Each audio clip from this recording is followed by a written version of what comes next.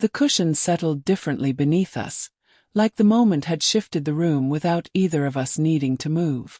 The air felt warmer, closer. Before the story begins, you already know. A quick like and subscribe helps more than you'd think. The screen door moved slightly when I got there, like it had been touched just before I arrived. His hand was resting near the frame still. We didn't say anything. I stepped outside. I heard him behind me, and neither of us explained why we were walking in the same direction. The stem of the glass was slick with condensation. I shifted my grip, letting the moisture cool my fingers as I stepped toward the edge of the room. Laughter rose and fell from the dining table, softened by the partially closed doors, while the low murmur of voices curled around the background jazz. Warm, relaxed, designed to settle everything down. I wasn't leaving, just stepping away. I gave a small nod as I passed, the curve of my smile still in place, easy and polite. My heels moved quietly over the tile, each step measured. I touched the wall lightly with one hand for balance, eyes forward. I didn't look for anyone, especially not him. But when I reached for the door, someone else already had. His hand was there first, resting near the handle. He didn't say anything, just opened it carefully and held it steady, his shoulder angled to keep it from swinging. He met my eyes once, then looked ahead again. I walked outside without a word. The evening air was cooler than I expected.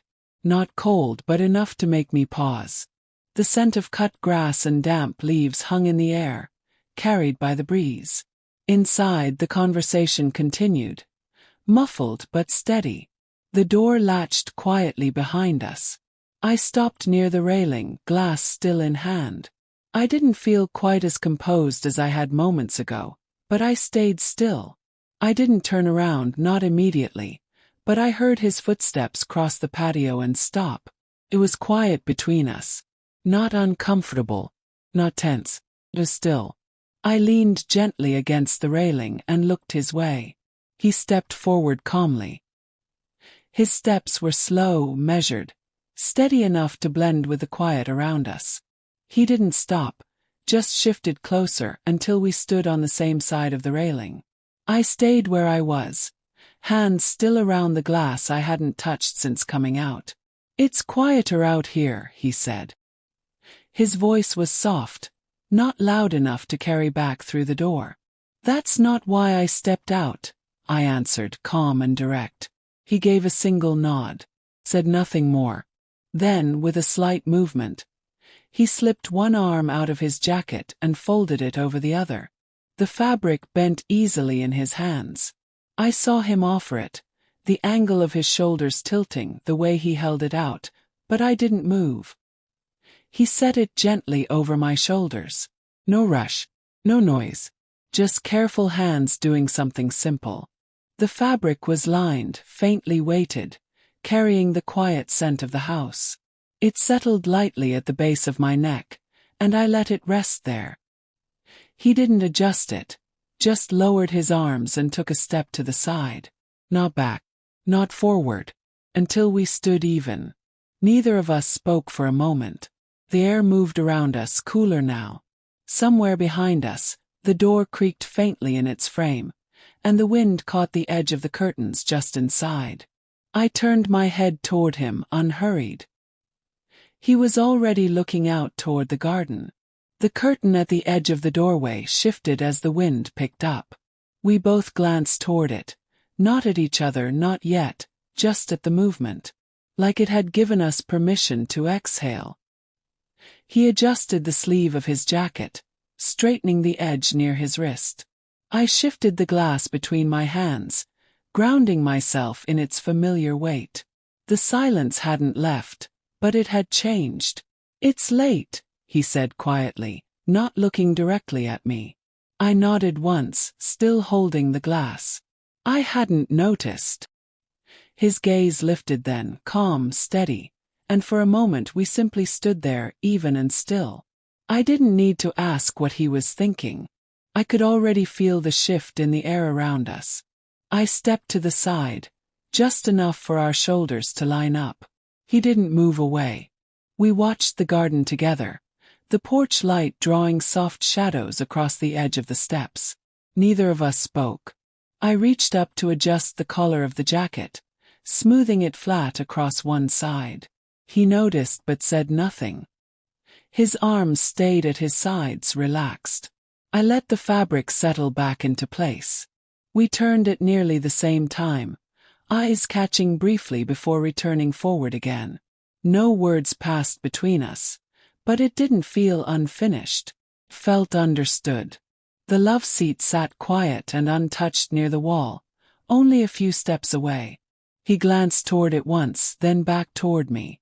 I didn't answer aloud, but I walked first, slowly, calmly, and heard his steps fall into place beside mine.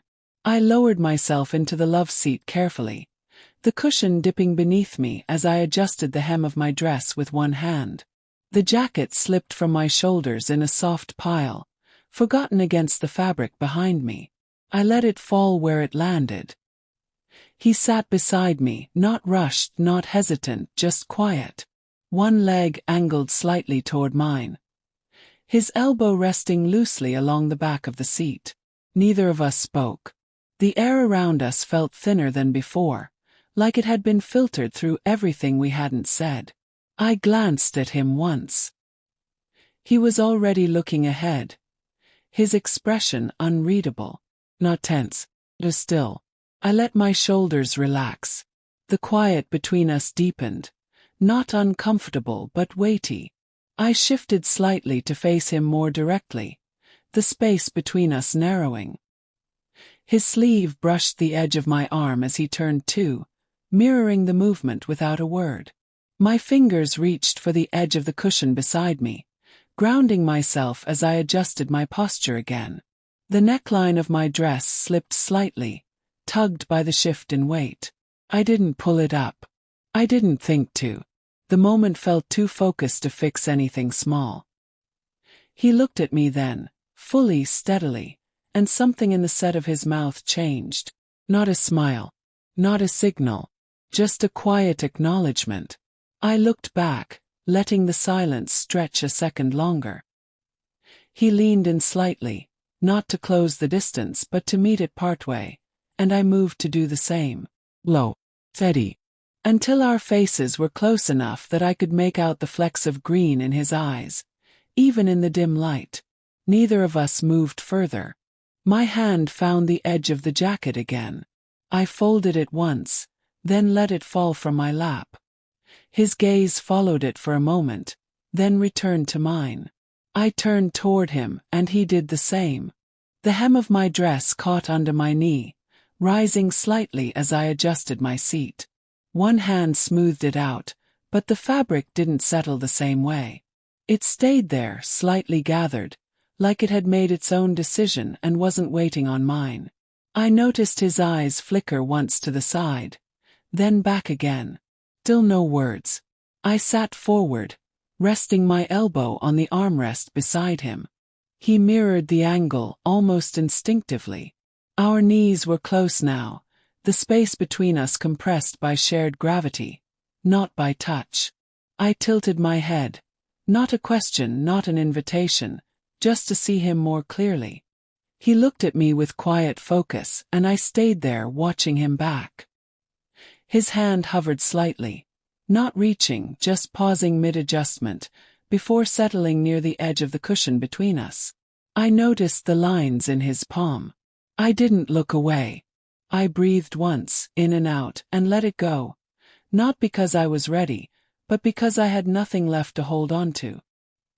He said my name once, low and clear, and everything inside me shifted. Not in motion, not in noise, just in weight. I let my eyes close for a second, not to block anything out but to stop bracing. I stayed still. He didn't ask what I was thinking, and I didn't offer. We didn't need to. We just sat there, quiet and close, and didn't look back at the house.